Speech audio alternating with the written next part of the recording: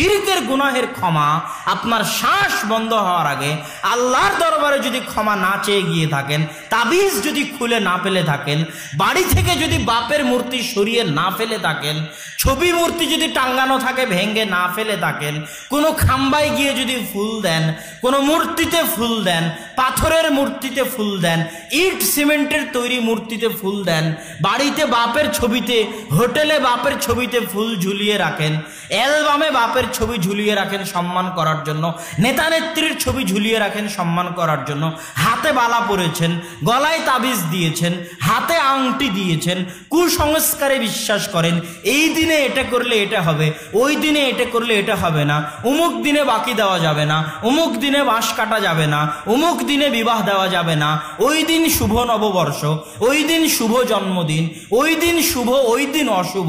ওই জায়গা শুভ ওই জায়গা অশুভ, ওই গাছ শুভ ওই গাছ অশুভ, ওই পদ্মা নদী শুভ গঙ্গা নদী শুভ আর ওই নদী অশুভ, ওই ব্যক্তি বরকতময় আর ওই ব্যক্তি বরকতময় নয়, ওই ব্যক্তি কিছু করে দিতে পারে আর অমুক করে দিতে পারবে না, এই জাতীয় যত বিশ্বাস, আকিদা, কুসংস্কৃতি, কাজ কর্ম আপনার পরিবার, আপনার সমাজ, আপনার ব্যক্তি জীবনে আছে, এগুলোর নিঃশ্বাস বন্ধ হওয়ার আগে যদি ক্ষমা না চেয়ে যান, কিয়ামতের মাঠে আল্লাহ ক্ষমা করবেন না। আল্লাহ সুবহানাহু ওয়া তাআলা আমাদেরকে শিরকের গুনাহ থেকে বেঁচে থাকার তৌফিক দান করুন। আল্লাহুম্মা আমিন।